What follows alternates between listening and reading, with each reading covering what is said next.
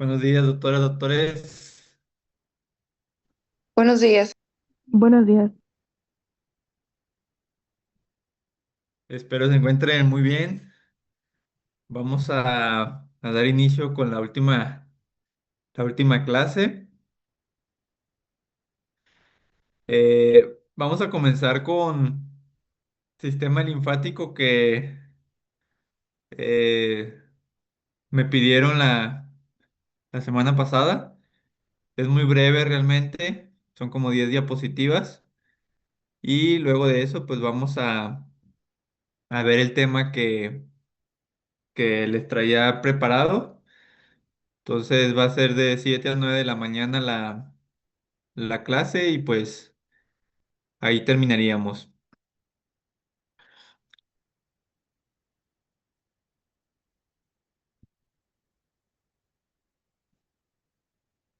Recording in progress.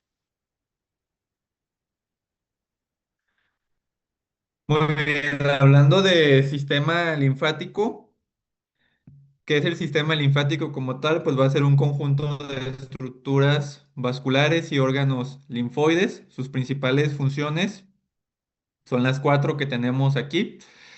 Ayudan al mantenimiento de la homeostasis de los líquidos. Ahorita vamos a ver cómo. Maduración y activación de células del sistema inmune, sobre todo linfocitos B y T, y transporte de lípidos obtenidos mediante la absorción intestinal, ¿no? Son las principales funciones que va a llevar a cabo el sistema linfático. Está constituido principalmente por ganglios linfáticos, vasos linfáticos, que son pues los que conectan con los ganglios linfáticos.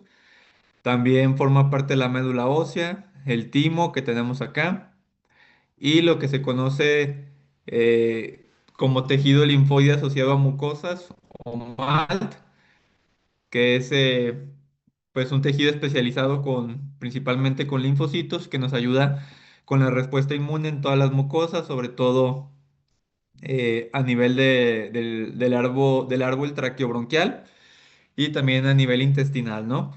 Y pues el vaso también forma parte del sistema linfático. Ahora, como comentábamos, este sistema linfático se encarga de recoger el exceso de líquido intersticial, también proteínas plasmáticas y de gran tamaño que no pueden ser absorbidas por el sistema venoso, pues van a ser reabsorbidas a través del sistema linfático. A su vez, este material filtrado pues recibe el nombre de linfa y pues esta linfa va a transcurrir a través o se va a filtrar también a nivel de los ganglios linfáticos, lo cual nos va a permitir llevar a cabo pues, una vigilancia inmunológica, ya que ahí pues vamos a tener linfocitos, ¿no? Como vamos a ver a continuación, una vez que se lleva a cabo toda la circulación del sistema linfático, pues va a terminar en el conducto torácico izquierdo y en el conducto linfático derecho, donde se va a integrar a las venas subclavias del lado izquierdo, pues el conducto torácico izquierdo y del lado derecho, el conducto linfático derecho, ¿sale? Entonces, así a grandes rasgos, pues todos aquellos materiales que no pueden ser reabsorbidos por el sistema venoso o cuando hay exceso de líquido intersticial, pues este líquido se reabsorbe por el sistema linfático eh, y pues a su vez esta linfa va a transcurrir pues, y se va a filtrar a través de ganglios linfáticos, ¿no? Donde se va a llevar a cabo pues una vigilancia inmunológica y pues se va a detectar si hay alguna partícula antigénica que deba de ser, pues ahora sí que reconocida, ¿no? Básicamente. Ahora, en cuanto al funcionamiento del sistema linfático, en los sitios donde se encuentra, pues se fijan, está prácticamente presente eh, todo el tronco y las extremidades y pues prácticamente vamos a tener un sistema linfático más superficial, un sistema linfático más profundo. Y esto lo vamos a ir desglosando a continuación. Como les decía, pues, a nivel de los ganglios linfáticos se filtra toda esta linfa que fue reabsorbida y pues es capaz eh, de interactuar con estos linfocitos B y T, los cuales pueden iniciar una respuesta inmune, ¿no? Básicamente. Ahora, ¿cómo es el flujo de esta linfa? Para eso es bien importante identificar estas estructuras.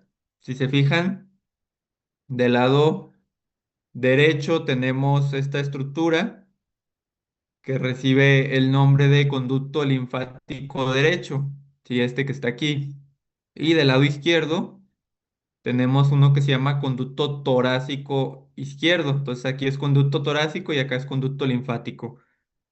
En el caso del lado derecho, pues lo que se drena en el conducto linfático derecho es nada más una pequeña parte de toda la linfa, lo que corresponde prácticamente a la parte derecha del tronco, es decir, el miembro torácico derecho, o sea, el brazo derecho, la parte derecha del tórax anterior, posterior, hombro derecho y mama derecha. Eso es lo único que se drena de linfa en el conducto linfático derecho. Todo lo demás, toda la demás parte del cuerpo, incluyendo el abdomen, las extremidades inferiores, pues se drenan en el conducto torácico izquierdo, que es el más grande. Entonces, en el caso del conducto torácico izquierdo, que es este que está acá, que es el más importante, puede haber cierta variación anatómica entre diferentes personas. Sin embargo, como se menciona aquí, en la mayoría de los casos, 40-60%, pues ese conducto torácico va a ascender desde esta estructura que recibe el nombre de cisterna del kilo, que es como una especie de sitio de almacenamiento de linfa. Posteriormente va a ascender y pues va a terminar desembocando en la vena subclavia del lado izquierdo, y el conducto torácico izquierdo. Este conducto, como comentábamos, pues prácticamente recibe todo el flujo de los troncos linfáticos lumbares, que es donde terminan drenando también el sistema de las extremidades inferiores, ¿no? Entonces, básicamente, en el conducto torácico izquierdo, repito, se drena toda la linfa, excepto una pequeña parte del hemicuerpo superior derecho, que ese sí se drena en el conducto linfático derecho, que pues drena en la vena subclavia derecha, ¿sale? ¿Hasta aquí alguna pregunta con lo que hemos mencionado?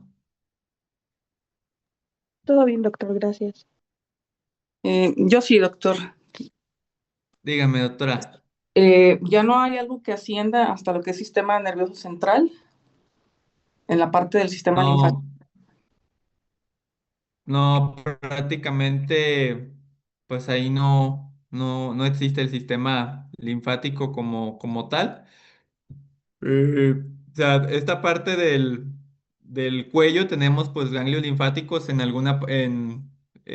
nivel cervical, tenemos algunos retroauriculares, pero como tal adentro en el parénquima cerebral, pues ahí no hay drenaje linfático como tal. Toda esta parte de la cara y parte del cuello, pues sí termina drenando en el conducto torácico izquierdo. Ok, muchas gracias, doctor. De nada.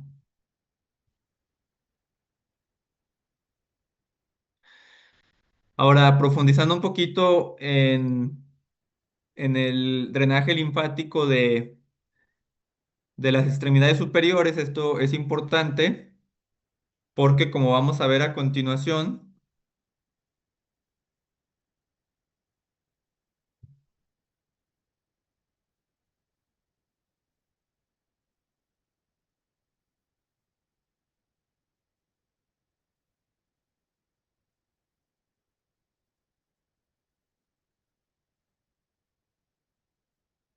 Ahí ya me ven, doctores. Creo que no sé qué pasó con mi compu que se quedó trabada.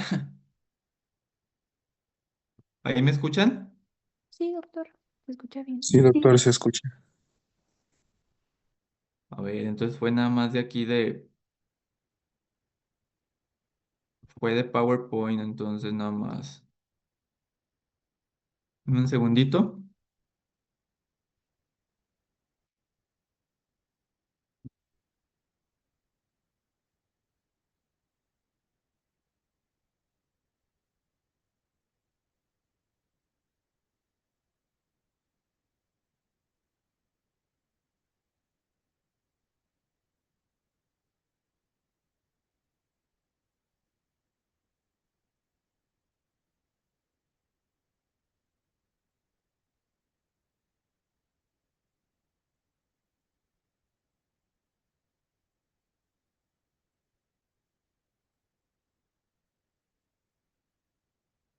Muy bien, listo. Entonces comentábamos que aquí termina todo el drenaje del sistema linfático y profundizando un poquito en el drenaje de la parte superior del cuerpo, extremidades superiores. En las extremidades superiores, los ganglios linfáticos más importantes son los epitrocleares, que están pues prácticamente proximales al epicóndilo medial, y los ganglios axilares, que son los más importantes. Como vamos a ver a continuación, y la implicación clínica de esto, de saber el drenaje de los ganglios axilares, pues es en ciertas enfermedades, como por ejemplo el cáncer de mama, que es la primera causa de afectación del sistema linfático, del linfedema, en extremidades superiores. Entonces, estos ganglios axilares que tenemos aquí se dividen a su vez en ganglios de nivel uno, nivel 2 y nivel 3, simplemente de acuerdo a su relación con el músculo pectoral menor. Entonces ahí tenemos los de nivel uno, posteriormente los de nivel 2 y posteriormente los de nivel 3, que serían como los más mediales, ¿no? De la parte más externa a la parte más interna está uno, nivel 2 y nivel 3. El lado derecho del cuerpo, la extremidad superior, el hombro, la mama derecha, sí drenan en el conducto linfático derecho, pero todo el lado izquierdo, pues es en el conducto torácico izquierdo, así como ya dijimos, el abdomen y las extremidades inferiores. Aquí tenemos el drenaje de las extremidades inferiores, y así como en las extremidades superiores tenemos los ganglios epitrocleares y axilares. A nivel de las extremidades inferiores, pues los importantes son los popliteos y los inguinales, ¿no?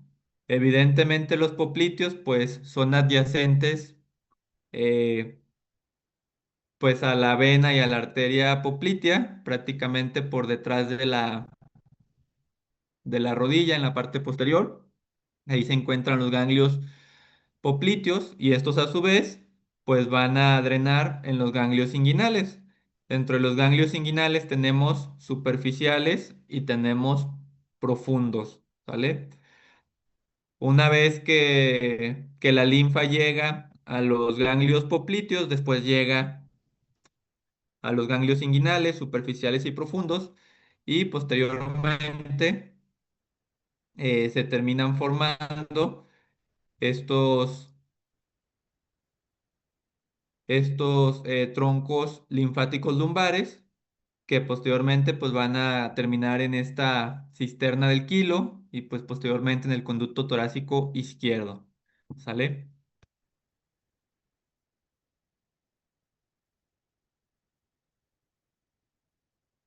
Ahora, ¿cuál es la implicación clínica más importante de afectación del sistema linfático? Y es lo que se llama linfedema.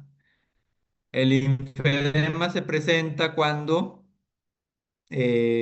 pues la capacidad de reabsorción de esta linfa pues se ve sobrepasada, ¿no? Básicamente, que no se puede reabsorber adecuadamente pues la linfa, lo cual condiciona que se acumule. Para esto, pues hay diferentes mecanismos por los cuales eh, pues la cantidad de linfa puede exceder la capacidad de reabsorción del sistema linfático. Dentro de las causas más importantes, ¿sí? Pues puede ser número uno, malformaciones congénitas. Hay varias malformaciones congénitas del sistema linfático. Además, como les comenté, hay muchas variaciones anatómicas, por ejemplo, en el caso del conducto torácico izquierdo. También podemos llegar a tener daño a nivel de los vasos linfáticos, como lo más común sería el tratamiento del cáncer, radioterapia, quimioterapéuticos. También cuando se realiza algún procedimiento quirúrgico y que se extirpan ganglios linfáticos, como sucede en el cáncer de mama, que se hace linfadenectomía, pues eso hace que la linfa exceda la capacidad de reabsorción del sistema linfático y pues se acumule. También si hay algún traumatismo, cuando hay obstrucción por alguna tumoración, por ejemplo, pues, a nivel del conducto torácico o del conducto linfático, o cuando hay infiltración por carcinomatosis, por células neoplásicas directamente a nivel de los ganglios linfáticos, ¿no? Entonces todo esto, todo lo que haga que no se pueda reabsorber adecuadamente la linfa, pues hace que se acumule y produce un linfedema, ¿sale? Aquí vemos una imagen, vean, es una paciente en la cual se muestran pues los ganglios linfáticos axilares, los vasos linfáticos, que son los que pues comunican con los ganglios. Y vean cómo se ve ese aumento de volumen en el brazo del lado izquierdo, ¿no? Como tal, no se le llama edema, se le llama linfedema, y no podemos decir que es edema, porque pues recuerden que edema se refiere a la acumulación de líquido en el tercer espacio, ¿no? En este caso, el problema se encuentra en el sistema linfático. ¿Cómo se puede diferenciar? Pues el linfedema tiene una consistencia diferente, se palpa como más indurado, ¿no? Es más duro, no va a tener godet. Entonces, estas son las características del linfedema, aparte de los antecedentes de la paciente. Generalmente, como vamos a ver a continuación, el linfedema en mujeres, sobre todo, pues se va a deber casi siempre a ya sea cáncer de mama o al tratamiento de cáncer de mama, ¿sale? Entonces, cualquier cosa que interrumpa el flujo y que por lo tanto pues cause una obstrucción, pues también va a ser causa de linfedema, ¿no?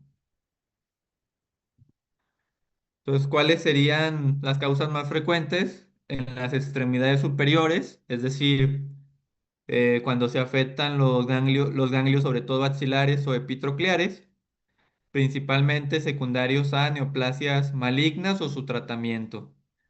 Puede llegarse a deber a otros motivos como algún traumatismo, algún proceso infeccioso. Como ustedes saben, hay filarias, por ejemplo, que son parásitos, la famosa filariasis o elefantiasis. Puede llegar también a causar esta alteración porque a las filarias pues les gusta, eh, tienen tropismo por el sistema linfático, ¿no? Y también puede haber causas primarias como alguna malformación. Entonces, lo más frecuente, comentamos, si ustedes llegan a ver un linfedema en una extremidad superior, y si es mujer, pues sería cáncer de mama. Como se menciona aquí, entre el 6 y el 30% de las mujeres con cáncer de mama, en las cuales se realizó manejo quirúrgico, que es el tratamiento estándar de toda mujer con cáncer de mama, eh, prácticamente pues, la mayoría van a terminar en manejo quirúrgico, ¿no? Y ya después un tratamiento adyuvante con quimioterapia o radioterapia, pero casi en todas el tratamiento inicia con mastectomía. Y la mastectomía radical pues incluye linfadenectomía axilar, ¿no? Porque recuerden que el principal factor pronóstico en cáncer de mama pues es la infiltración de ganglios linfáticos axilares. Entonces, es bien importante en estas pacientes hacerle linfadenectomía porque pues si no el cáncer se queda ahí a nivel de los ganglios linfáticos y después pues se puede reactivar o se puede diseminar, ¿no? Entonces por eso se les hace linfadenectomía. Entonces si se fijan muy frecuente, hasta 30% de las mujeres que tuvieron cirugía por cáncer de mama van a terminar con linfedema. Ahí tenemos una extremidad superior, vean comparativamente pues es muy claro el aumento de volumen. En el caso de las extremidades inferiores, vean ese linfedema muy, muy marcado, muy extremo. Generalmente, eh, si bien aumentan la incidencia de causas primarias como malformaciones congénitas, también la causa más frecuente del linfedema en miembros inferiores, pues es de lo más frecuente también es cáncer, todo lo que se relacione con cáncer y muy, muy frecuente, pues aquí sería el linfedema asociado a insuficiencia venosa, ¿sale? Entonces, los pacientes con insuficiencia venosa en etapas avanzadas también pueden llegar a desarrollar linfedema. Eso sería lo más frecuente en extremidades inferiores, repito, obesidad, insuficiencia venosa crónica y pues también pudiera ser relacionado con cáncer y su tratamiento, ¿sale? Entonces, a grandes rasgos, esto es lo más importante del sistema linfático, no es un tema tan extenso, es cortito.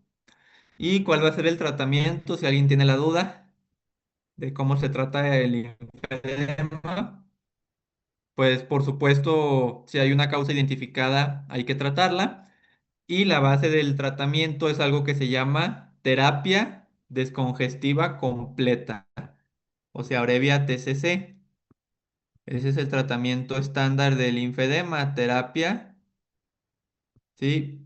Descongestiva completa, en inglés es TCC, y consiste en un plan de varias semanas en el cual al paciente se le dan medidas generales de cuidado de la piel y de las uñas y se indican ejercicios de drenaje linfático. También mediante el apoyo de terapia física y rehabilitación se llevan a cabo vendajes de baja elasticidad de manera progresiva. Se van utilizando pues compresiones más altas de tal manera que pues se le ayude al sistema linfático a que pueda reabsorber ese exceso de linfa, ¿no? Entonces, básicamente, cuidado de la piel y vendajes compresivos y también se pueden utilizar algunos otros materiales que el objetivo es, pues, hacer básicamente compresión a lo largo de varias semanas de manera progresiva y, pues, que mejore ese linfedema, ¿no? Básicamente. Y repito, si hay alguna causa identificada, no sé, algún proceso infeccioso, como un parásito, la filariasis, pues ahí hay que darle el tratamiento antiparasitario, ¿no? Igual en las pacientes con cáncer de mama, que es lo más frecuente, donde van a ver linfedema, pues igual mandamos a las pacientes a que hagan este tratamiento, esta terapia descongestiva completa, y pues con eso hay una mejoría en la mayoría de los pacientes.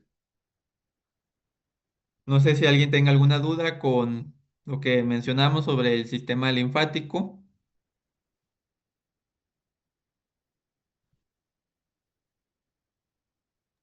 Yo, Doctor, doctor. Ah, Dígame, doctor David. ah, solamente una duda. El linfedema también, o sea, vimos que puede darse tanto como en brazos como en pies. ¿Pueden suceder a la vez? O sea, que tenga una congestión tanto Sí, en la parte sur. Ah, ok. No, nomás esa era mi duda. sí, o sea, depende cuál sea la causa, ¿no? Si es un cáncer de mama, pues obviamente solo puede suceder en el lado, en el brazo del lado del cáncer de mama, ¿no? Ya si tienes cáncer de mama bilateral y te hacen procedimiento quirúrgico de los dos lados, pues sí pudieras tener en ambos brazos. En el caso de tener en brazos y piernas al mismo tiempo, pues no es común, pero pues pudiera llegar a suceder, por ejemplo, en alguna causa infecciosa o en alguna causa primaria, ¿no? Como alguna malformación.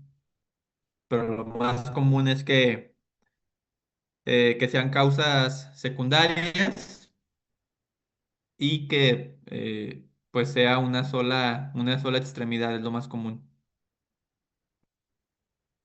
¿Alguien Ok. más tiene alguna otra pregunta, doctores? Entonces, Sí, yo, doctor. realmente, pues, dígame, doctora. Perdón. Entonces, por ejemplo, las pacientes con cáncer, después de recibir radioterapia, ¿es cuando tienen como los brazos hinchados? O sea, inflamados. Pues es por el linfedema. Sí, o O, sea, lo más común en cáncer de mama es que sea, lo que tiene más riesgo de causar linfedema es la cirugía. Entonces es muy común que si ustedes ven pacientes que fueron tratadas por cáncer de mama con mastectomía radical, que incluye pues quitar toda la glándula mamaria, todo el pecho y aparte pues todos los ganglios linfáticos, ¿no? Todos los axilares. Lo más común es que en el contexto de cáncer de mama sea después de la cirugía. Sin embargo, la radioterapia también pues puede llegar a causar linfedema y sí, como usted menciona, sí puede ser que una persona después de recibir radioterapia en alguna región pues desarrolle linfedema de esa área. Sí, sí se puede presentar. y por ejemplo, que el brazo se quede inflamado ya de por vida, o es porque no recibió adecuadamente tratamiento. Generalmente es porque, o sea, más del 90% de los casos responden bien al tratamiento, a la terapia descongestiva, al tratamiento con medidas generales y compresión. Entonces, digo, a mí me ha tocado ver una que otra paciente que no mejora totalmente, pero pues ya una vez mandándolas a terapia física con un fisioterapeuta y con un tratamiento constante, sí, sí suelen mejorar en un 80-90%, o sea, que se queden igual que como estaban inicialmente, ahí sí es porque no les dieron tratamiento adecuado. O sea, sí, sí mejoran mucho o se resuelve con el tratamiento.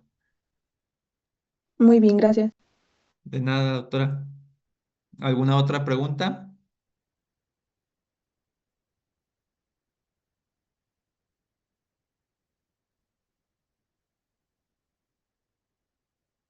¿Todo bien? Todo bien, doctor, muchas gracias. Muy bien, entonces que no se les olvide, todo el sistema linfático va a terminar en el sistema venoso, ¿no? En la subclavia derecha y en la subclavia izquierda.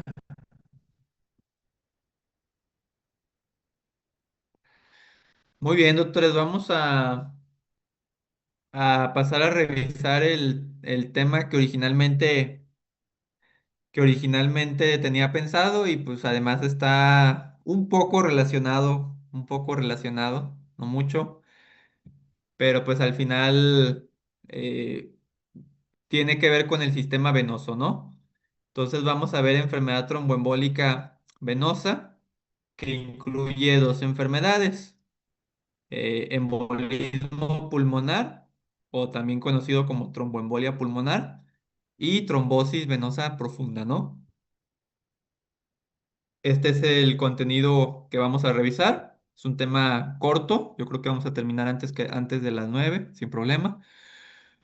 Primero veremos estructura y función de los vasos sanguíneos para que ustedes pues repasen y recuerden cuál es la diferencia entre una vena, entre una arteria, entre una vénula, una arteriola. Vamos a ver la anatomía del sistema venoso profundo, de la circulación pulmonar. fisiopatología, factores de riesgo, cuadro clínico, regla predictora de Wells, diagnóstico y tratamiento de estas enfermedades. ¿Sale?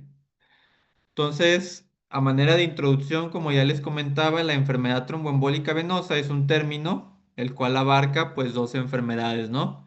Trombosis venosa profunda, es decir, que tenga yo pues un trombo en cualquier parte de mi sistema venoso profundo de las extremidades, llámese superiores o inferiores, y la tromboembolia pulmonar, que es cuando uno de estos trombos pues viaja a través del sistema venoso y pues llega a la aurícula derecha a través de las venas cavas y posteriormente pues ese trombo es bombeado por el ventrículo derecho a la circulación pulmonar y la tapa, ¿no? Un embolismo pulmonar o tromboembolia pulmonar. Entonces, repito, trombosis venosa cuando hay un trombo en, en una vena del sistema profundo, ¿sí? Aquí nos vamos a enfocar en trombosis venosa profunda. Predomina en los miembros inferiores. 90-95% de las trombosis venosas profundas son en los miembros pélvicos o inferiores, ¿sí? Si no se tratan, pues el riesgo es que ese trombo, repito, viaje en la sangre y un 30-40% de las personas con trombosis venosa profunda pues pueden hacer una tromboembolia pulmonar. La tromboembolia pulmonar se refiere a que hay una obstrucción, ya sea de la arteria pulmonar o de sus ramas, el cual se originó en otra parte, ¿no? Ahora, aquí tenemos la diferencia en cuanto a su estructura y su función de las diferentes estructuras del sistema circulatorio, ¿no? Entonces vean que la diferencia entre una arteria y una vena, en el caso de la arteria, tiene una túnica media muy gruesa, ¿sí? Una capa muscular muy gruesa, lo cual pues le permite esa capacidad de contractilidad, elasticidad y pues de poder soportar mayores presiones, ¿no? Mientras que las venas pues tienen las mismas tres capas, pero tienen una túnica media mucho más delgada y estas se caracterizan por tener una luz más amplia, ¿no? Tienen un interior más amplio en comparación con las arterias, ya que recuerden que la mayor cantidad de la sangre pues se encuentra en las venas, ¿no? Solamente un porcentaje menor se encuentra a nivel de las arterias. Entonces, estas venas se van a caracterizar, pues repito, por esta túnica más delgada, menos capa muscular, por lo tanto, pues solo pueden manejar presiones más bajas y se caracterizan porque tienen, pues, válvulas para, pues, poder dirigir la sangre y tener un flujo unidireccional hacia el corazón, ¿no? Como a nivel de las extremidades inferiores. Como vamos a ver a continuación, pues nuestro sistema venoso tiene estas válvulas de tal manera que pues por el efecto de la gravedad, la sangre pueda ser llevada hacia arriba, ¿no? Hacia el corazón. Entonces, principales diferencias entre arteria y vena. Arterias transportan sangre desde el corazón, mantienen la presión arterial, y venas transportan la sangre desde las vénulas hacia el corazón. Todo el conjunto de vénulas, pues terminan formando venas. Recuerden que en el sistema arterial, pues es arteria, luego arteriola y finalmente el capilar, ¿no? Aquí tenemos las diferencias. Vean la arteria, su túnica media, vean lo gruesa que es, ¿sí? Comparada con una vena, que es muy delgadita. Y vean la luz, en el caso de las arterias, pues es más pequeña la luz y en las venas pues tienen una luz muy amplia, ¿no?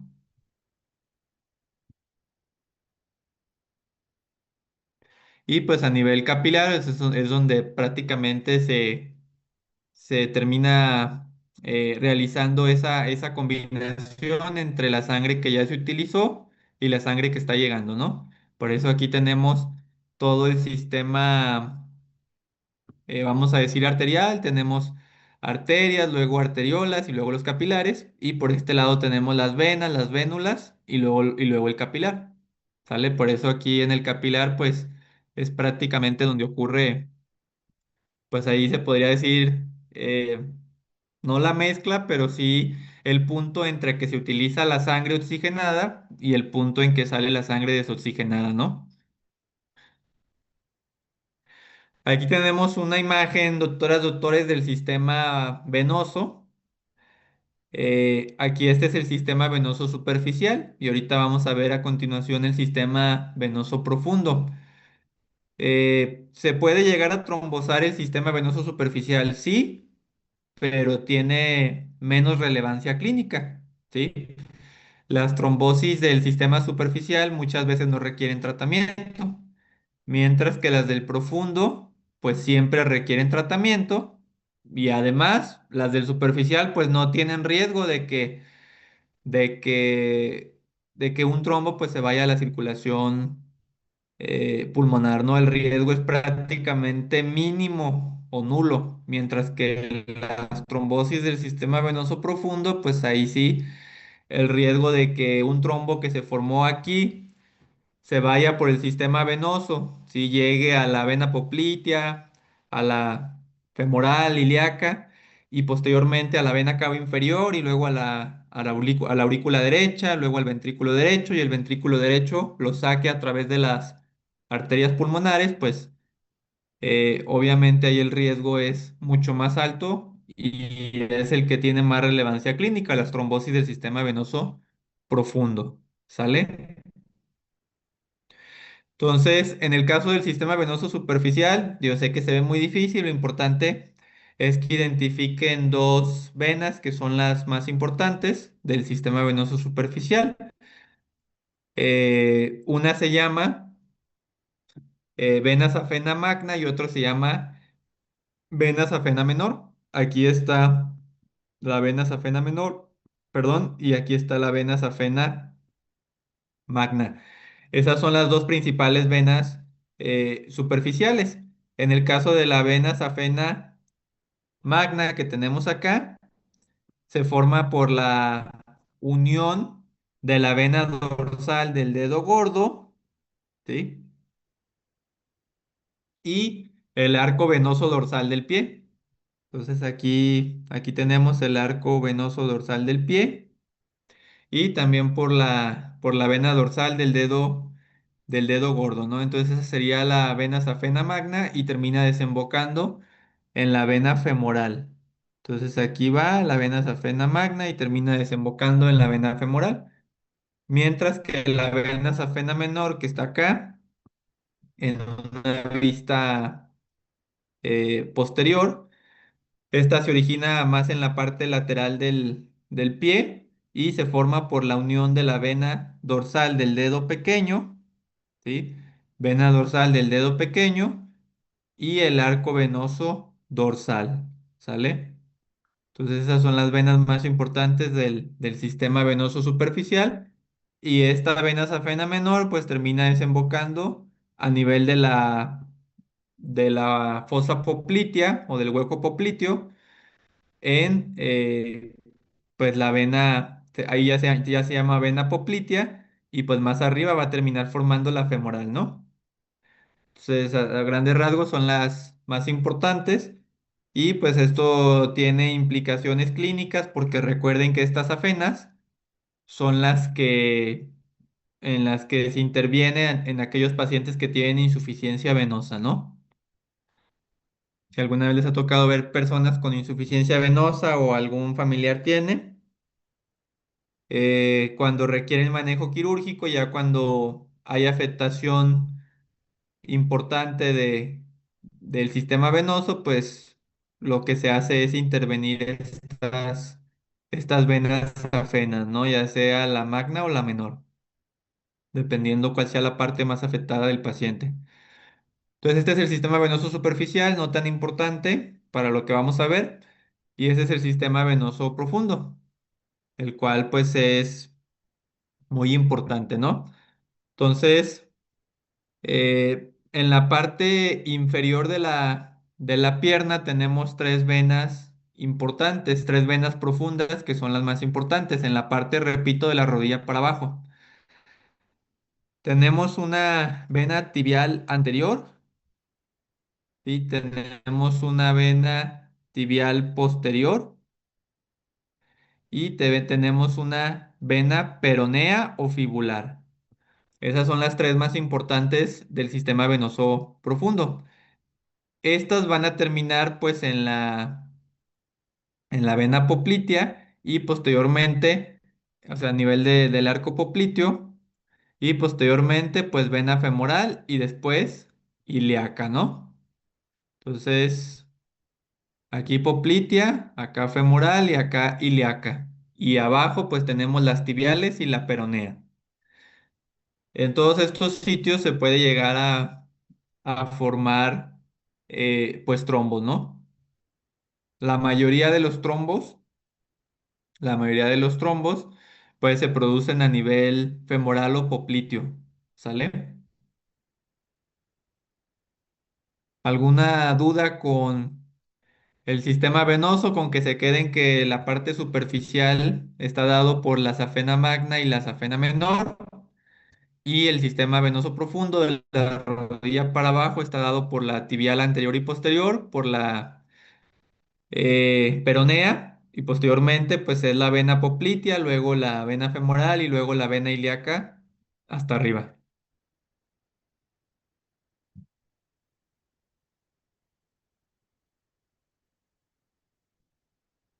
¿Todo bien? Todo bien, doctor. Como su nombre lo dice, la tibial anterior pues les da la parte donde está eh, pues la región de la tibia y la parte anterior, no como su nombre lo dice. Si se fijan, la tibial posterior, pues es la parte de atrás del chamorro, de los gemelos gastronemios. Y pues la peronea es toda la parte externa, ¿no? Toda la parte lateral. Aquí tenemos la circulación pulmonar, que esto va a ser importante para entender tromboembolia pulmonar. Entonces, ¿qué puede pasar en un paciente que tiene trombosis venosa profunda? Ya sea en un brazo o en una pierna. Pues por supuesto que puede llegar, en el caso de las extremidades inferiores, a través pues de las ilíacas, las cuales pues llegan a la vena cava inferior, las ilíacas comunes. Luego a través de la vena cava inferior, pues van a llegar a la aurícula derecha. Luego a través de la válvula tricuspidia va a pasar al ventrículo derecho. Y recuerden que el ventrículo derecho, esa sangre desoxigenada, se va a ir a los pulmones a través de las arterias pulmonares. Si hay un trombo que al momento de viajar en la sangre ya se le llama émbolo, pues por supuesto que aquí puede pasar, porque pues las venas cavas y la aurícula y el ventrículo pues son cavidades más grandes, ¿no? Pero ¿qué va a pasar cuando llegue a las arterias pulmonares? Pues aquí la circulación se hace más pequeña y por supuesto que se va a atorar, ¿sale? Y en esa parte donde se atore, pues obviamente no va a permitir la llegada de flujo sanguíneo y se va a alterar esa relación entre perfusión y ventilación, ¿no? Y esa parte del pulmón, pues no va a ser su chamba. Si eso progresa, pues puede avanzar a un infarto pulmonar, que se necrose esa parte del pulmón. Como ustedes saben y como habíamos mencionado en alguna clase de cardiología, la sangre desoxigenada llega a los pulmones a través de una arteria pulmonar izquierda y arteria pulmonar derecha. Una vez que se oxigena, regresa a la aurícula izquierda a través de las venas pulmonares, que tenemos dos del lado izquierdo y dos del lado derecho. Como comentamos, las arterias pulmonares, a pesar de que se llaman arterias, llevan sangre oxigenada, perdón, sangre desoxigenada.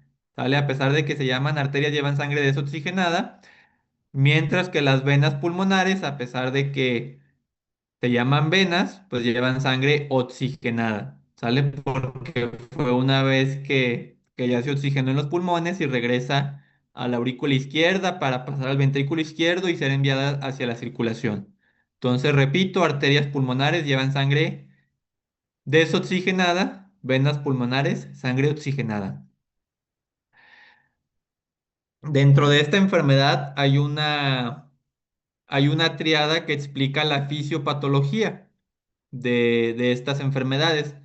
Muy famosa que probablemente han escuchado es la triada de Virchow. Esta triada trata de explicar, repito, los tres elementos que más influyen para que se forme un trombo en nuestro cuerpo.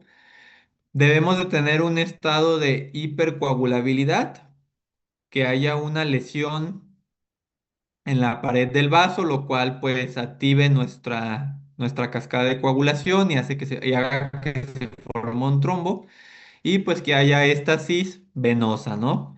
Es decir, que pues esa sangre no esté fluyendo adecuadamente. ¿En qué situaciones se les ocurre que pueda tener yo éstasis venosa? Por ejemplo, ¿qué es lo típico que va a tener de antecedente un paciente con esta enfermedad?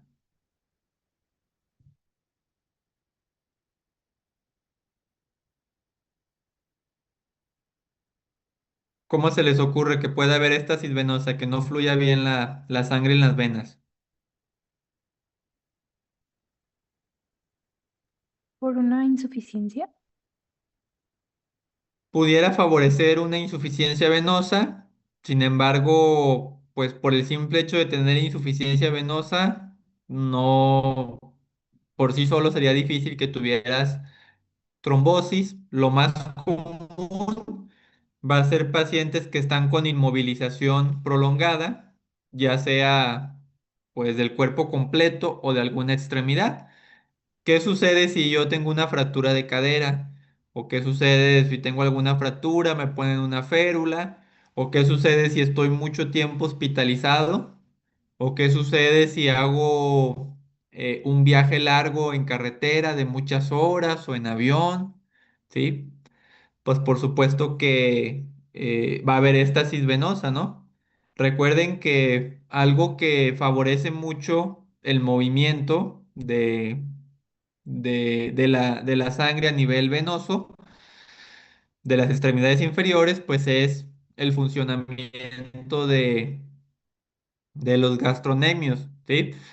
¿Cómo es que puede regresar la sangre una vez que se utilizó desde el dedo gordo hasta el corazón, venciendo la gravedad? Pues uno es por las venas, ¿no? Que tienen estas válvulas que ya mencionamos. Entonces funciona, la sangre sube, se cierran las venas que estaban, las válvulas, perdón, que estaban abiertas, luego se abren las siguientes, se cierran estas, se abren las siguientes y así, ¿no? Va subiendo la sangre. Se van cerrando las válvulas inferiores y se van abriendo las superiores. Sin embargo, lo más importante para que esto se lleve a cabo, pues es lo que se conoce como bomba venosa. Es decir, nuestros gastronemios, nuestros chamorros, gemelos, como ustedes les digan, funcionan como bomba, de tal manera que con su contracción favorecen que la sangre venosa pues vaya siendo bombeada hacia arriba, ¿no? Hacia el corazón. Por eso luego las personas que tienen insuficiencia venosa, no sé si se han fijado, que se les recomienda mucho actividad física con ejercicios de fortalecimiento de gastronemios y también de cuádriceps, porque pues los músculos son bien importantes para favorecer el retorno venoso. Sale en el caso de las extremidades inferiores. Entonces, ¿qué sucede si yo estoy un mes en cama, doctores? O si tengo una férula, pues imagínense la sangre venosa, pues se va a estancar, ¿no? Entonces, imagínense, estancada la sangre, pues favorece que se pueda llegar a formar un trombo, ¿no?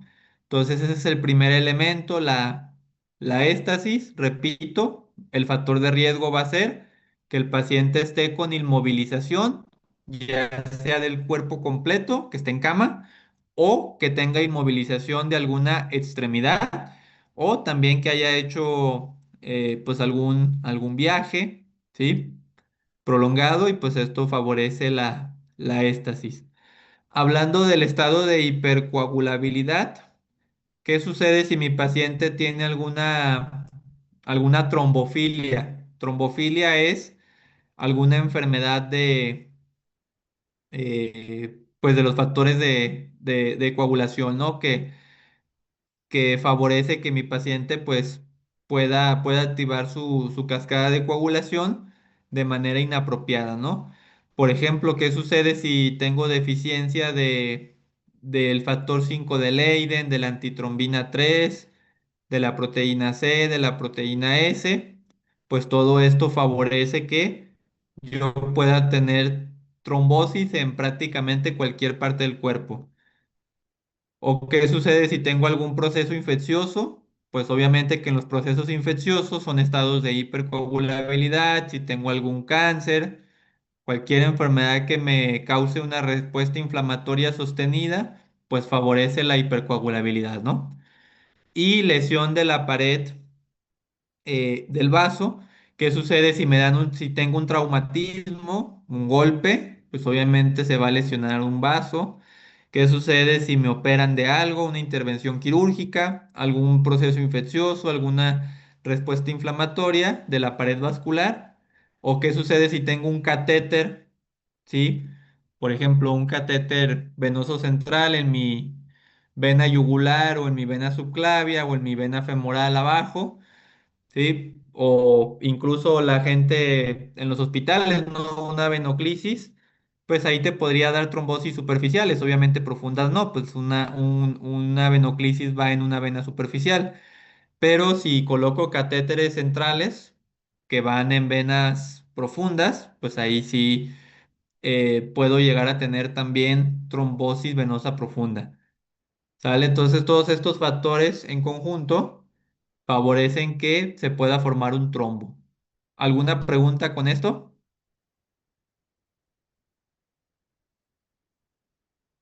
Todo bien, doctor, gracias. Todo bien.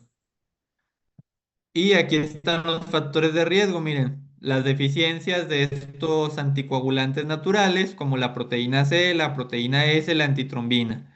Como vimos en la clase de cirrosis hace una semana, en el cuerpo debe haber un equilibrio entre anticoagulantes naturales y factores de coagulación. Si yo tengo deficiencias de anticoagulantes naturales, pues obviamente predomina los factores de coagulación y pues puedo trombosarme en cualquier sitio, ¿no?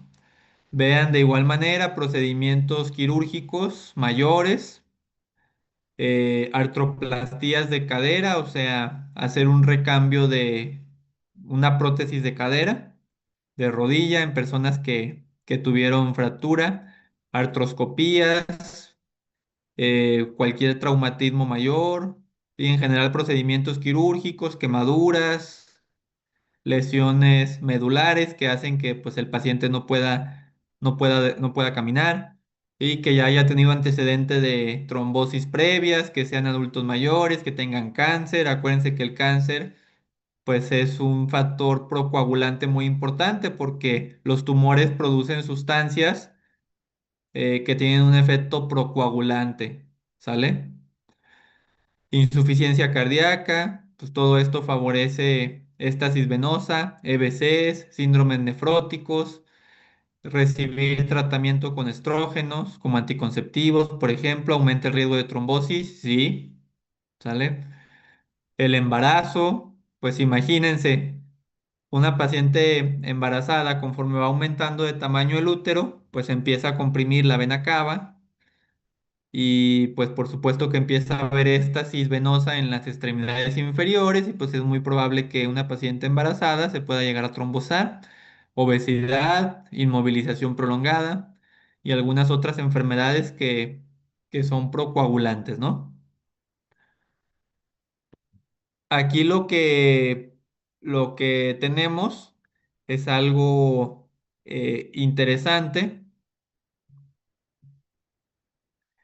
Si se fijan, en color rojo la línea continua Tenemos los casos de trombosis venosa profunda y la línea punteada en color azul.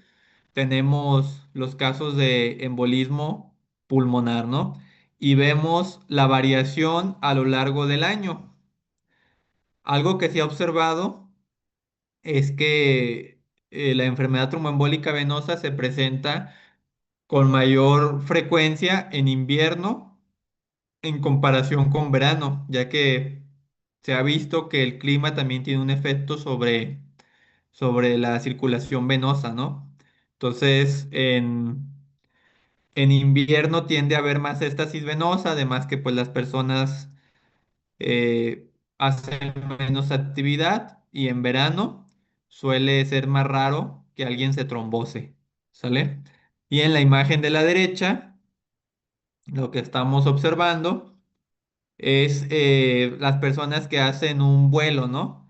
Vean que conforme más sea la distancia en kilómetros a su destino, mayor riesgo de enfermedad tromboembólica venosa. Si yo voy a viajar más de 10.000 kilómetros, vean cómo aumenta significativamente la incidencia de que tenga una trombosis hacia un viaje corto. ¿Sale? Obviamente que si ustedes van en un vehículo muchas horas, en un camión o en un avión, pues hay estasis venosa ya que nos están moviendo y pues eso favorece que pueda haber una trombosis.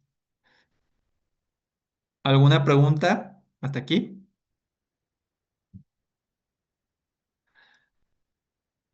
Todo bien, gracias.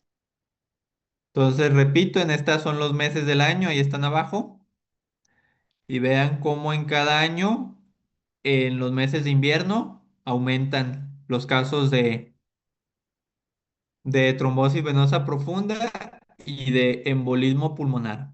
Y en verano, más raro menos frecuente que se presente esta enfermedad. Entonces, fisiopatológicamente, ¿qué es lo que va a suceder en una tromboembolia pulmonar o embolismo pulmonar, que es lo mismo?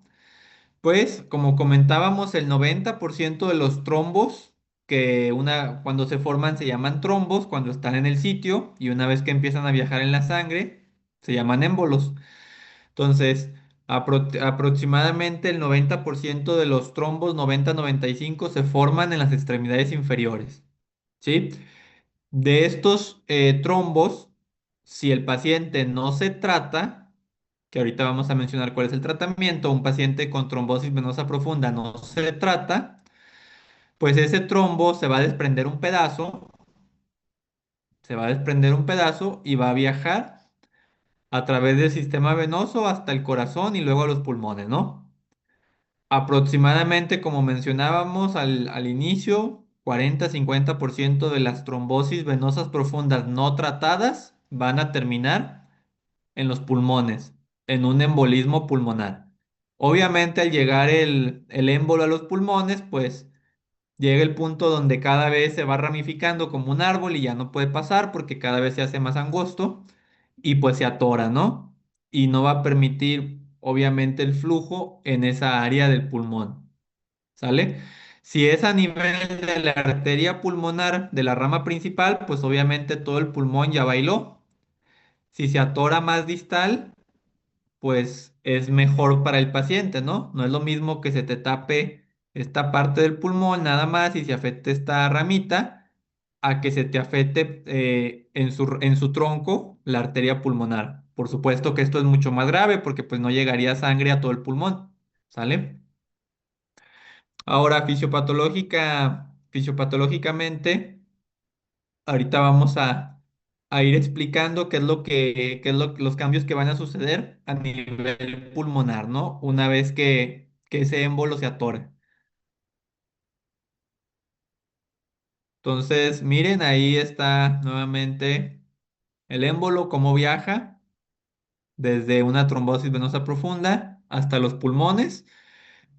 Si el paciente no recibe tratamiento para destapar ese émbolo, pues esa parte del pulmón se va a necrosar, se va a infartar, ¿sale? Y se va a morir. Así como hay infartos en el cerebro, en el corazón, pues hay también infartos en los pulmones. Ahora, esta es la imagen más interesante para que ustedes entiendan fisiopatológicamente qué le va a pasar a un paciente con embolismo pulmonar. Entonces, se va a producir obstrucción, vasoconstricción. Lo que va a suceder primero es que va a aumentar la poscarga del ventrículo derecho. ¿Por qué? Porque pues obviamente al ventrículo derecho le cuesta mucho más trabajo mandar su sangre a los pulmones, porque hay algo que está tapando la arteria pulmonar o una de sus ramas. Sale de tal manera que le cuesta mucho trabajo al ventrículo derecho sacar la sangre hacia los pulmones. ¿Sale? Al haber aumento de la poscarga del ventrículo derecho, pues va a haber una dilatación porque se empieza a estancar la sangre en el ventrículo derecho, si no la puede sacar hacia los pulmones porque está tapado. Adicionalmente, va a haber un incremento en la presión a nivel de todo el sistema pulmonar, pues por supuesto que al taparse y al haber vasoconstricción, pues aumenta la presión, ¿no? Al haber pues esta, eh, esta dilatación del ventrículo, del ventrículo derecho, vamos a tener pues varios cambios, ¿no? Entre el aumento de la presión de la arteria pulmonar y la dilatación del ventrículo derecho, vamos a aumentar el estiramiento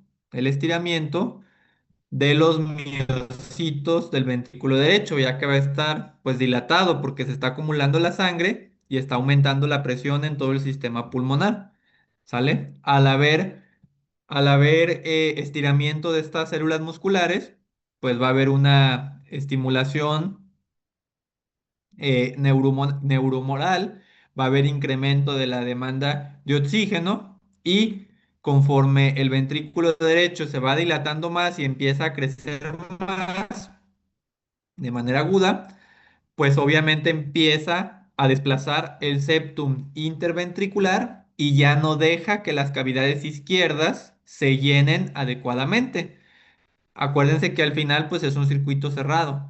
Entonces, si el ventrículo derecho tiene ya mucha presión y está todo dilatado como un globo, pues obviamente que ya no deja, empieza a apachurrar a su compañerito, a su ventrículo izquierdo, ya no lo deja que se contraiga adecuadamente y pues empieza a haber problemas también en todo el gasto cardíaco hacia la circulación sistémica, de tal manera que cae el gasto cardíaco, cae el volumen cerebral y pues el paciente se termina chocando, ¿no?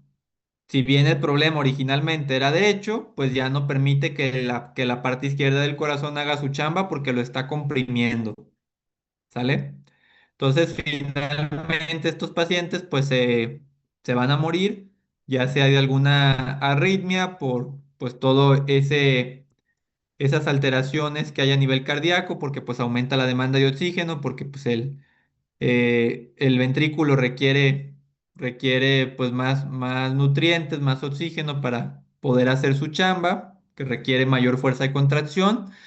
Entonces puede tener riesgo de arritmias. Se produce un choque que se llama obstructivo. Si vieron, creo que sí revisaron choque. No sé si revisaron choque. Recuerdan, hay un choque que se llama obstructivo. Entonces se produce un choque de ese tipo y pues el paciente termina muriendo, ya sea por esto o ya sea por las alteraciones en la ventilación perfusión, ¿sale? A nivel pulmonar, ¿qué es lo que es todo esto? Pues es en el corazón y en la circulación sistémica, ¿no? Pero a nivel pulmonar, ¿qué sucede? Pues al obstruirse esa área, pues se empieza a ver isquemia, si pasa más tiempo, necrosis con un infarto pulmonar. Por lo tanto, esta área, pues por supuesto que no va a haber intercambio adecuado, ¿sí? Y va a haber un desequilibrio entre la perfusión y la ventilación, ¿no? lo cual pues va a hacer que el paciente pues no oxigene adecuadamente. Súmenle que no oxigena bien y luego el corazón requiere más oxígeno, pues es una mala combinación, ¿no?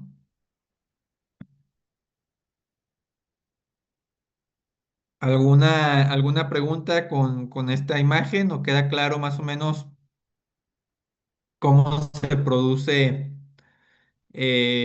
fisiopatológicamente los eventos en un paciente con embolismo pulmonar? ¿Queda claro? Sí, doctor, todo claro, todo bien.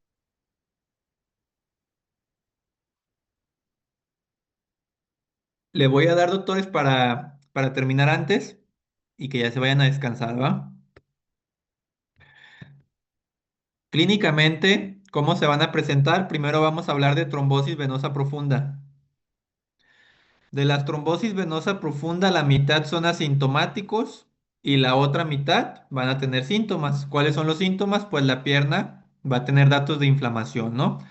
De manera aguda, el paciente va a tener la pierna roja, sí va a tener eritema, también va a estar caliente, hiperemia, va a tener dolor y edema, ¿no? Los datos de inflamación, básicamente. Sí, va a estar caliente, va a estar roja, con dolor y con aumento de volumen. Típicamente van a tener estos signos a la exploración física que se llaman signos de Homans y de Hollow. ¿En qué consiste el signo de Homans? El paciente va a tener dolor cuando ustedes hacen dorsiflexión del pie. Vean aquí la mano del explorador. Lo que está haciendo es una dorsiflexión del pie y en el momento en que ustedes hacen ese movimiento, el paciente tiene dolor en la pantorrilla. ¿Sale? Eso se considera un signo de Homans positivo. Y el signo de Hollow, lo que se hace es hacer presión con su mano, ¿sí? Sobre los gastronemios, gemelos, chamorros, y el paciente va a tener dolor cuando ustedes comprimen el músculo contra el hueso, ¿no? O sea, hacia adentro, ¿no? Contra la tibia y el peroné. Ese es el signo de Hollow positivo, ¿vale? ¿Cuál es el problema de las trombosis venosas profundas? Aparte de que pueden causar embolismo pulmonar, el problema es que si el edema aumenta demasiado, pues va a empezar a comprimir también la circulación arterial.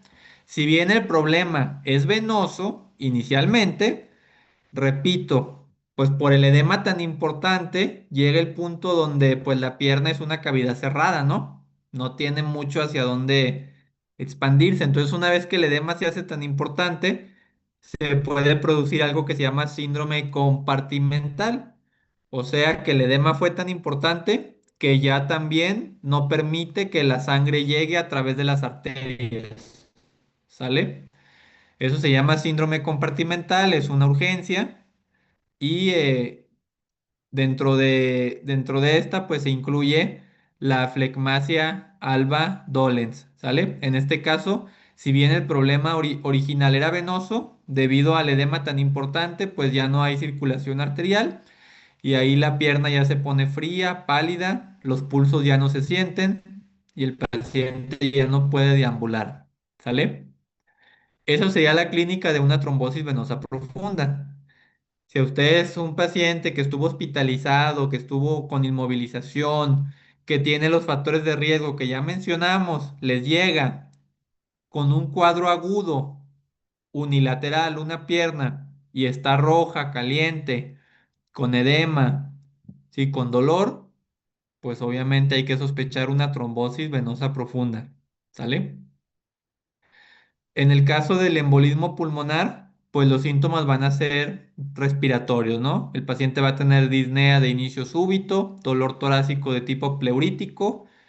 Tipo pleurítico significa que aumenta cuando el paciente, con los movimientos de la respiración, ¿no? Sobre todo cuando inspira, el paciente dice, doctor, es que siento que me muevo y me duele más, o siento que cuando respiro profundo me duele más.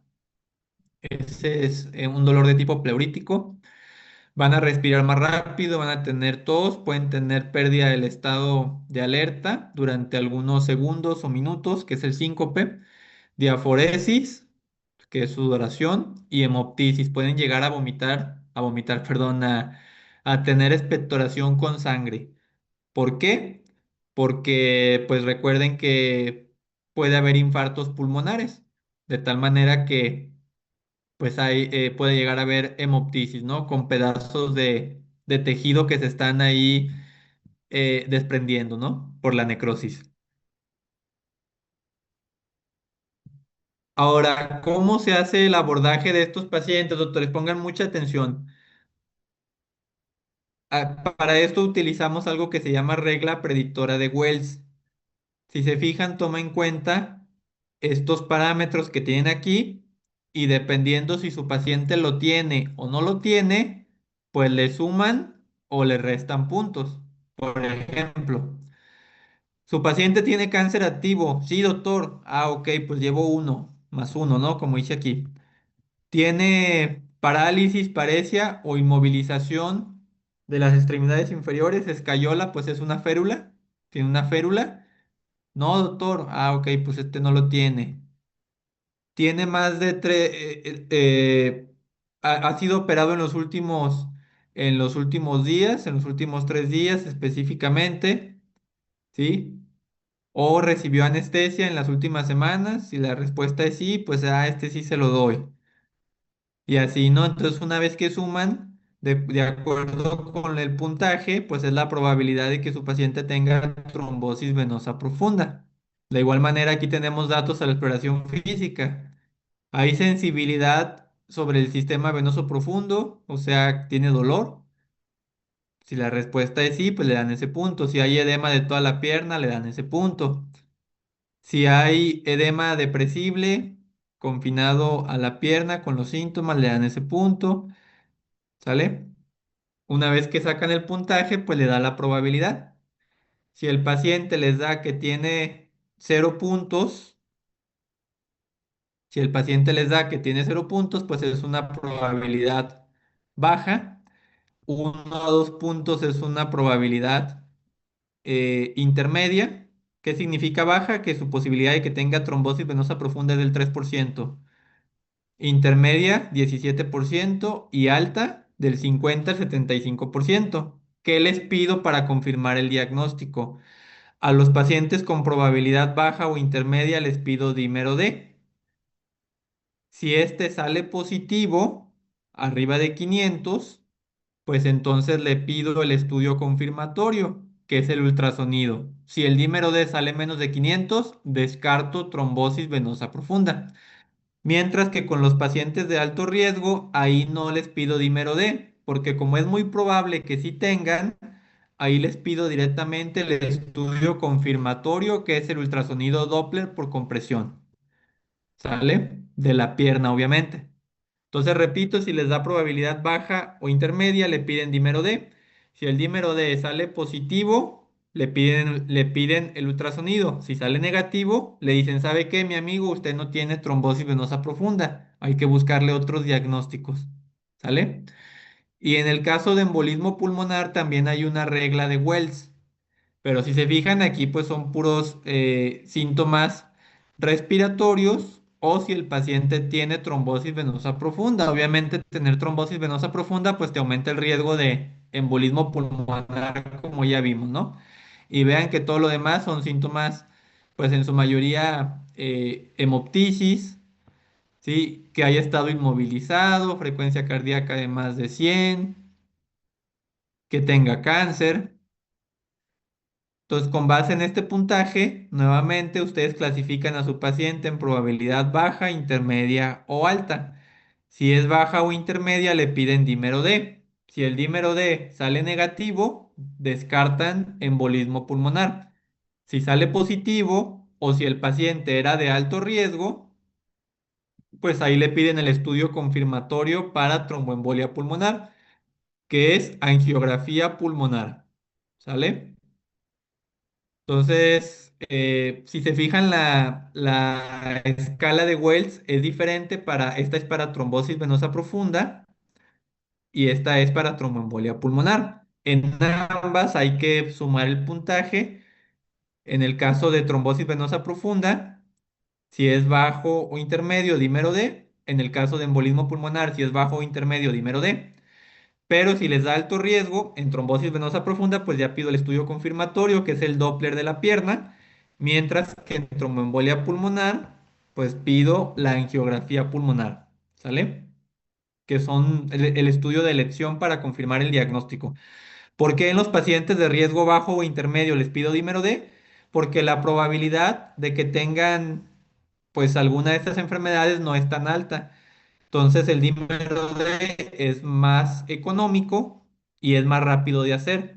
Entonces, si el dímero D me sale negativo, pues ¿qué caso tiene que le pida o que gaste en un estudio más sofisticado como los que estamos mencionando aquí? Por otro lado, si es un paciente de alto riesgo, pues aquí vean la probabilidad de que tenga la enfermedad, ya es muy alta, entonces ahí sí se justifica desde el inicio pedirles el estudio confirmatorio y no perder tiempo con el dímero D. ¿El dímero D qué es? El dímero D es un producto de degradación de la fibrina. Cada vez que se forma un trombo, doctores, pues el trombo está formado de fibrina. Recuerden que, de hecho, el objetivo de la cascada de coagulación, pues es formar un trombo, ¿no? Formar fibrina. De tal manera que si el dímero D es un producto de degradación de la fibrina, aumenta en estas enfermedades porque, pues hay un trombo, ¿sí? Y por lo tanto hay mucha fibrina. Y nuestro cuerpo lo que está intentando hacer es degradarlo como mecanismo de defensa, ¿no? Entonces por eso se empieza a liberar mucho dímero D conforme el cuerpo intenta destruir ese trombo, esa fibrina, pues se libera el dímero D y aumenta. ¿Sale? ¿Alguna pregunta con esto, doctoras, doctores? No, ninguna, doctor. Entonces, miren, aquí está. Dímero D es un producto de degradación de la fibrina. Por lo tanto, todos los pacientes que tengan trombos en cualquier parte del cuerpo lo van a elevar. ¿Sale? Como ya les decía, menos de 500, descarta el diagnóstico, igual o mayor a 500, hay que pedir el estudio confirmatorio. ¿Sale? Es como un estudio de tamizaje inicial en pacientes de riesgo bajo o intermedio para ver si es necesario hacer el estudio confirmatorio. Si ya sale negativo, pues ese paciente no puede tener un trombo porque no está degradando fibrina. ¿Sale? Y vean, aquí tenemos un ultrasonido Doppler. Se hace pues con un transductor de ultrasonido sobre la pierna. Y el Doppler, pues recuerden que se utiliza para ver flujos. Se utiliza para ver flujos, para ver vasos en nuestro cuerpo. Entonces vean, por ejemplo, aquí esta imagen y vean ahí cómo prácticamente pues vemos esos defectos de llenado, ¿no? No pasa adecuadamente ahí el flujo y vemos ahí el trombo, ¿no? En las flechas blancas de la imagen de la izquierda se ve el trombo y en la imagen de la derecha se ve como prácticamente pues ese flujo no es el adecuado, ¿no? A través de esa vena.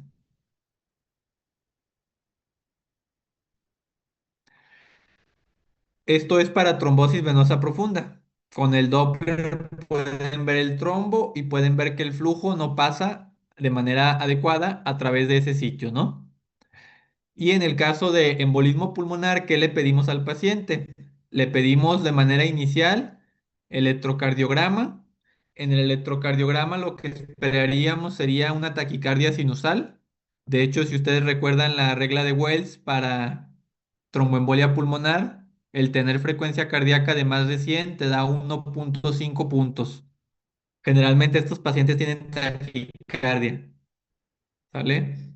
Entonces, en el electro esperaríamos taquicardia sinusal y hay un hallazgo muy específico aunque poco sensible, que es el famoso patrón S1Q3T3 o complejo de Magin-White. ¿Qué significa que sea poco sensible pero muy específico? Significa lo siguiente. Significa que es poco probable que un paciente con TEP lo tenga, menos del 20% lo va a tener, pero si lo tiene, es muy probable que sí tenga embolismo pulmonar. Ejemplo, doctor, yo tengo 10 pacientes con tromboembolia pulmonar, ¿sí? ¿Cuántos de esos 10 pacientes van a tener este patrón S1Q3T3? Pues menos del 20%, o sea, pues como menos de cada dos, ¿no? De 10.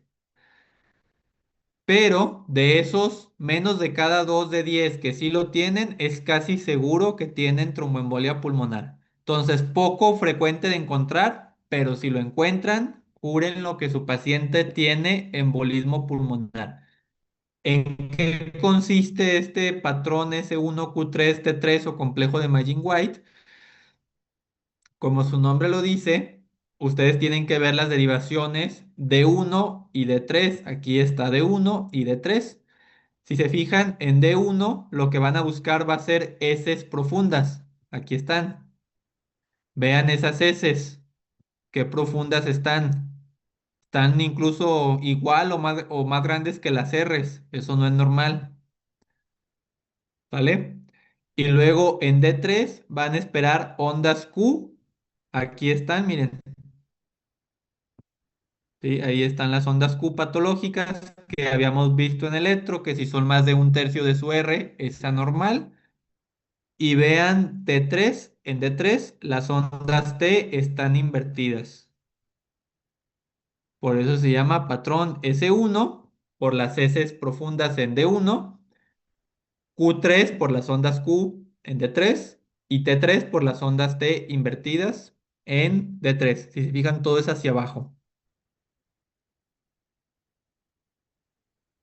Entonces, ese patrón, si lo llegan a ver en un paciente que sospechan T, casi seguro que sí va a tener la enfermedad. ¿Sale? Y en la radiografía de tórax, obviamente son estudios iniciales. Sí, el estudio de elección ya se los mencioné, la angiotomografía pulmonar. Estos son estudios iniciales, nada más. ¿Sale? Que ustedes pueden hacer en un servicio de urgencias, en un primer nivel de atención sin problema. Y en la radiografía de tórax, ¿qué es lo que pueden llegar a encontrar? Su principal utilidad es para descartar diagnósticos diferenciales. Sin embargo, hay dos signos que pueden llegar a aparecer. También son raros de encontrar, pero si los encuentran, es muy probable que su paciente tenga TEP, igual que el complejo de Magin-White. ¿Sale? ¿Cuáles son estos signos? Este que tienen a la izquierda recibe el nombre de joroba de Hampton. ¿Sí? Y lo que se observa es una radiografía de tórax. Todo lo que se ve negro, pues son obviamente los pulmones, ¿sí? Este es el corazón, aquí está la tráquea, aquí están las clavículas, ¿sí? Aquí está el lado izquierdo del paciente, esta es la burbuja gástrica, es el estómago, por eso se ve como con un poco de aire. Pues aquí está el hígado, ¿no? Los hemidiafragmas. Vean esta área de aquí, que se ve como un triángulo. Eso recibe el nombre de joroba de Hampton y no es otra cosa que una área de infarto pulmonar. Y se ve como una radioopacidad, o sea, se ve blanco, ¿sale? Entonces, y siempre se va a ver en forma de joroba o en forma de triángulo, ¿sí? Entonces, esa es la joroba de Hampton, se ve blanca. Y a la derecha tenemos el signo de Westermarck, que es este que está aquí, miren. El signo de Westermarck, aquí en lugar de verse blanco, van a ver lo contrario, se va a ver más negro, se va a ver más radiolúcido, ¿sí? Y el signo de Westermarck, o también llamado oligoemia focal, se caracteriza porque, vean, aquí tenemos la vasculatura, este es el pulmón del lado derecho y este es el pulmón del lado izquierdo. que aquí lo pueden ver, este es el ventrículo izquierdo, ¿no? Entonces vean cómo el lado derecho se ve más blanco, el pulmón más normal, ¿sí? Se ve la vasculatura. Vean el pulmón del lado izquierdo, ¿sí? Que se ve todo negro. ¿Por qué? Porque hay un trombo que tapó y por lo tanto no se ve ya la circulación. Se ve todo negro, se ve puro aire, ¿sí? Eso se llama oligoemia focal o signo de Westermarck y se ve como una radiolucidez. Repito, se ve negro porque esa parte de la circulación se amputó, se tapó. Entonces ahí sí alcanzan todos a identificar la diferencia entre el pulmón del lado derecho y el del lado izquierdo, que el izquierdo se ve como más negro y el derecho se le ve como ciertas líneas de circulación.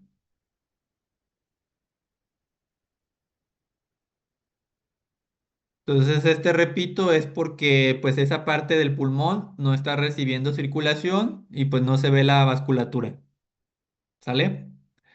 Entonces a la izquierda, joroba de Hampton, que se ve como una radio opacidad, este se ve blanco.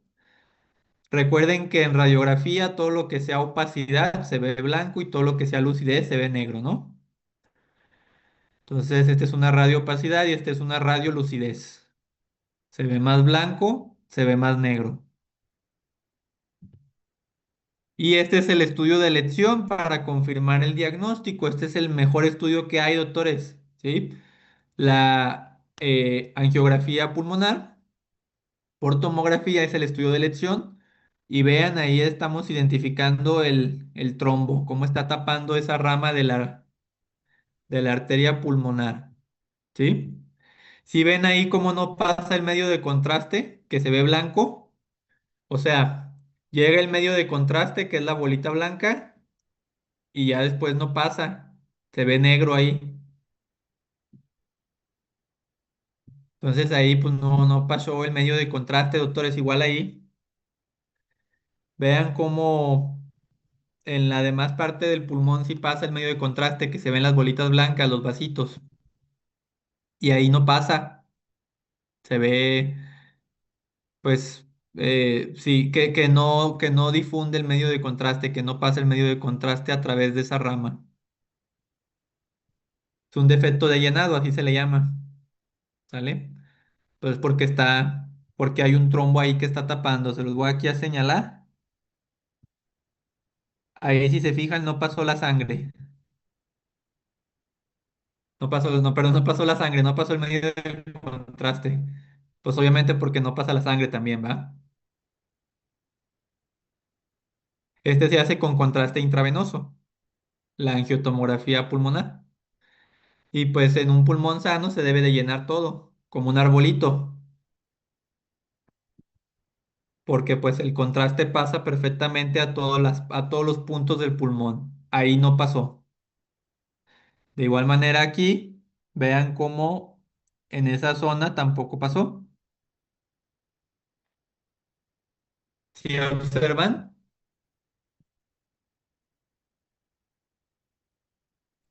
Sí, doctor. vean esta imagen más clarita todavía. Esta no es angiotomografía pulmonar, esta es angiografía pulmonar.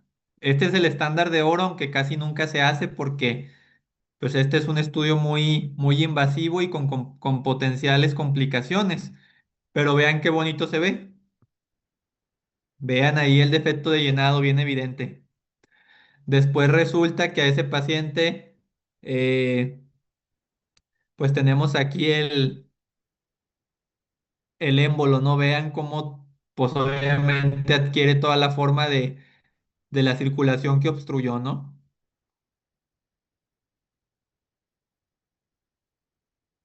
De igual manera aquí, miren todos los defectos de llenado, cómo no pasa el contraste, ahí señalados con las flechas.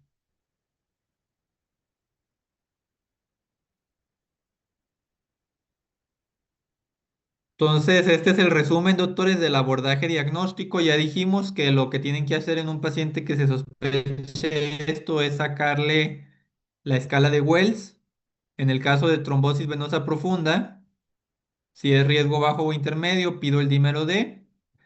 Si me sale negativo, descarto el diagnóstico. Si me sale positivo, pido el ultrasonido Doppler. Si la probabilidad es alta, desde el inicio le pido el Doppler. En tromboembolia pulmonar, si es baja o intermedia, le pido el dímero D. Si es alta, de entrada le pido la angiotomografía pulmonar. ¿Sale? Así de sencillo. Bajos e intermedios les pido dímero D y altos les pido el estudio confirmatorio de una.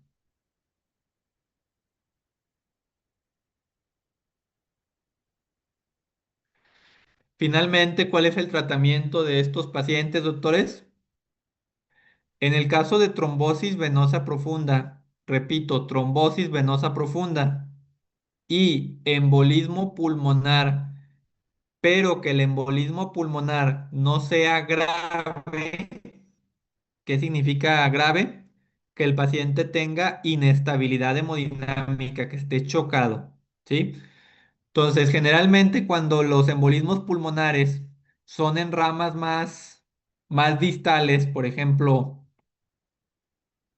eh, regresar aquí, si a mí se me tapa la circulación pulmonar en un sitio más distal, se llaman tromboembolias pulmonares segmentarias o subsegmentarias. Mientras que si se me tapa, pues a nivel de la arteria pulmonar, pues es un embolismo pulmonar a nivel del tronco, ¿no? De hecho, muchas veces se le llama también como en silla de montar, porque tapa completamente la arteria pulmonar, ¿sí? Entonces, por supuesto que si se me tapa acá arriba, pues el paciente va a estar muy grave. Mientras que si se me tapa una ramita pequeña, pues va a tener síntomas mínimos, ¿sí? Y es poco probable que se muera. Si se me tapa acá arriba, pues va a tener mortalidades cercanas al 50%. Si se me tapa acá abajo, 1 o 2% de mortalidad, ¿sale? Y también de eso depende la clínica. Obviamente, si se me tapa acá arriba, pues al ventrículo derecho le va a costar mucho más trabajo poder vencer la presión porque está tapada toda la arteria pulmonar. Diferente a que si se me tapó nomás una ramita y acá abajo, pues el corazón no batalla y no se echa a andar todos estos mecanismos que mencionamos acá, ¿no? Esto pasa sobre todo cuando el trombo está, el émbolo, perdón, está en el tronco de la arteria pulmonar. Es cuando el paciente se choca y cuando el paciente se muere. Si el trombo está si el émbolo está en una rama más pequeña, pues ahí los síntomas suelen ser mínimos y el corazón no sufre. ¿Sale? Entonces, ¿de qué depende el tratamiento? Trombosis venosas profundas, siempre les vamos a dar tratamiento con heparina. ¿Sí? Con heparina ya sea no fraccionada o de bajo peso molecular. La que más se utiliza es la de bajo peso molecular, como la enoxaparina. ¿Sale? Ese es el tratamiento, repito, para las trombosis venosas profundas. Ahora, ¿cuál es el tratamiento para los embolismos pulmonares? También les damos heparina, ese es el tratamiento inicial. Si es un embolismo pulmonar que no tiene inestabilidad hemodinámica, solamente le doy la heparina. Pero si es un embolismo que tiene inestabilidad hemodinámica, ahí aparte de la heparina, tengo que trombolizar a ese paciente. Trombolizar significa administrar un medicamento fibrinolítico como el alteplasa o el tenecteplasa, que también se utiliza en infarto o en EBC, para destruir ese trombo. ¿Sale? Y aquí tenemos prácticamente el tratamiento, ¿sí? Que en resumen, para que no se hagan bolas, es como les comento. Embolismo pulmonar, si el paciente está estable hemodinámicamente, solamente le doy la anticoagulación con heparina. Si está inestable hemodinámicamente, ahí, aparte de la heparina, que es el tratamiento inicial, también tengo que trombolizarlo, ¿sí? Si la trombólisis no funciona o el paciente tiene alguna contraindicación, se puede hacer una embolectomía quirúrgica o sea, sacar el trombo de manera quirúrgica, ¿sale?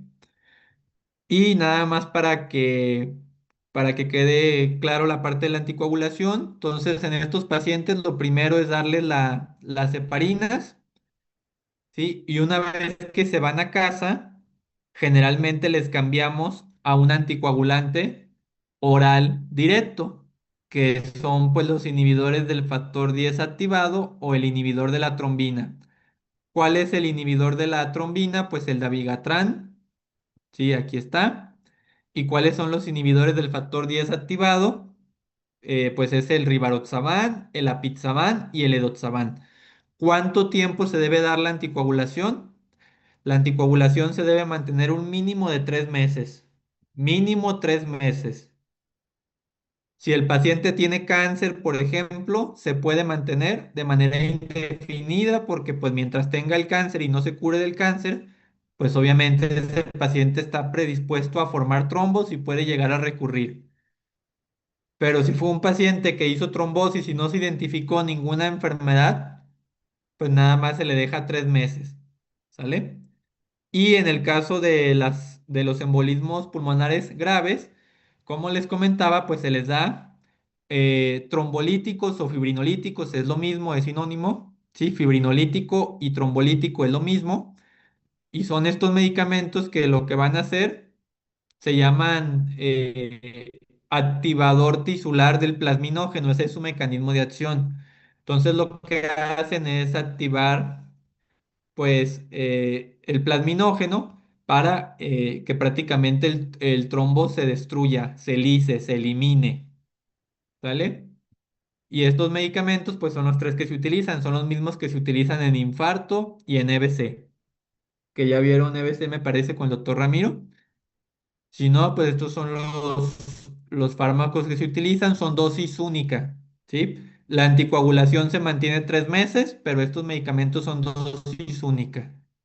Si este no funciona para destruir el trombo, porque pues no es 100% eficaz, tiene una eficacia por ahí del 50 al 70%, pues entonces el paciente tiene que entrar a quirófano a hacerle una embolectomía quirúrgica. ¿Sale? Y pues aquí está el resumen, todo el resumen de embolismo pulmonar, desde el diagnóstico, la fisiopatología y el tratamiento. ¿Sale? La triada de Virchow, ahí la tienen.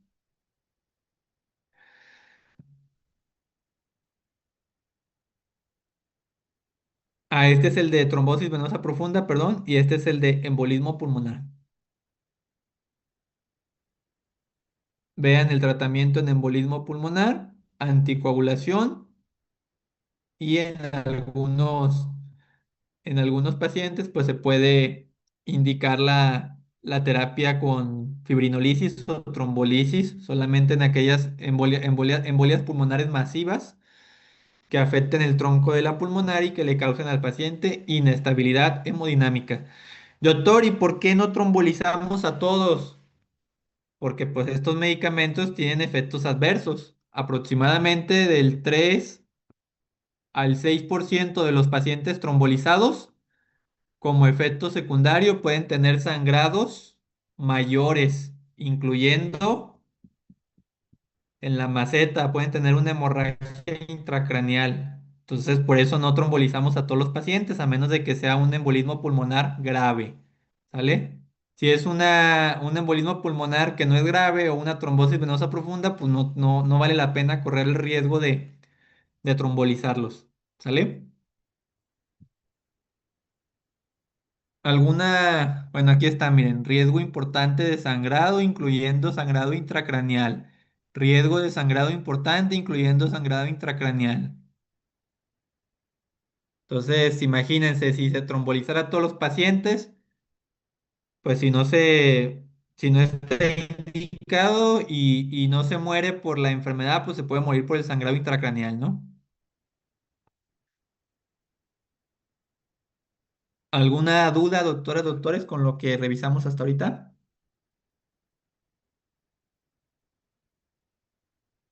Entonces, en casa, nada más para que repasen estas infografías, que es el resumen de todo lo que vimos.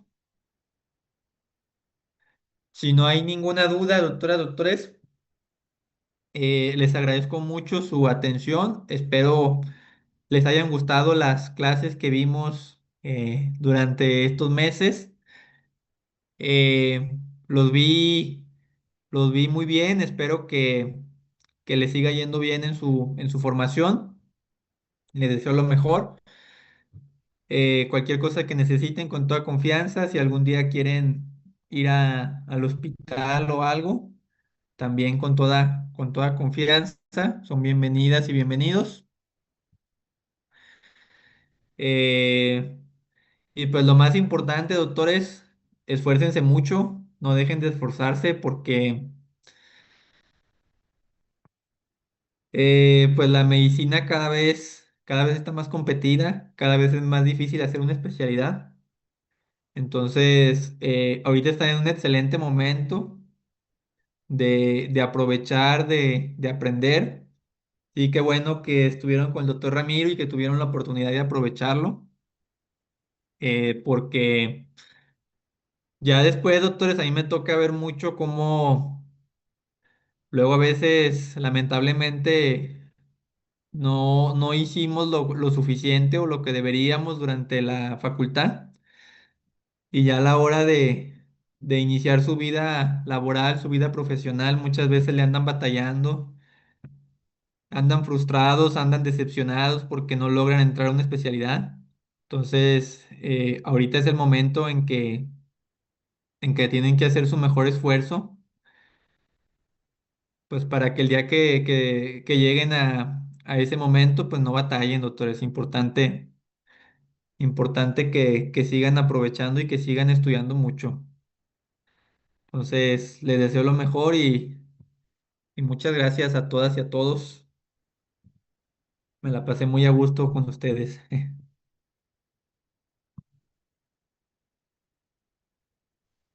Muchas gracias, doctor. Gracias, Muchas doctor. gracias, doctor. Muchísimas gracias, doctor. Gracias a Gracias. Gracias. ustedes. Gracias, doctor. Muchas Estudien gracias por mucho y todo, doctor. Gracias. gracias a todas y a todos. Estudien mucho, doctores, y no utilicen tanto ChatGPT, ¿sale? ChatGPT y la inteligencia artificial es muy buena. Yo la utilizo mucho, pero en la etapa formativa en que están ustedes, es bien importante que entiendan el porqué de las cosas. Y ChatGPT, pues les va a dar la respuesta, pero no les va a dar el razonamiento ni ustedes van a llevar a cabo ese proceso de razonamiento. Entonces, ¿qué sucede? Que pues en la medicina todo es razonamiento y todo es aplicar conocimientos de ciencias básicas para poder entender las enfermedades. Entonces, el día que ustedes tengan su práctica clínica, si solo se quedan con ChatGPT, no van a entender el porqué de las cosas y se les va a olvidar.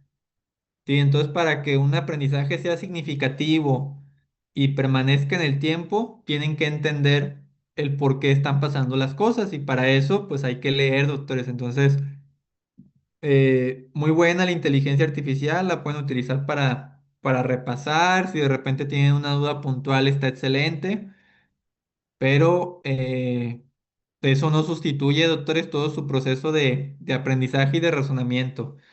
Si ustedes son buenos médicos, la inteligencia artificial los va a hacer mejores. Si ustedes son malos médicos, los va a hacer peores.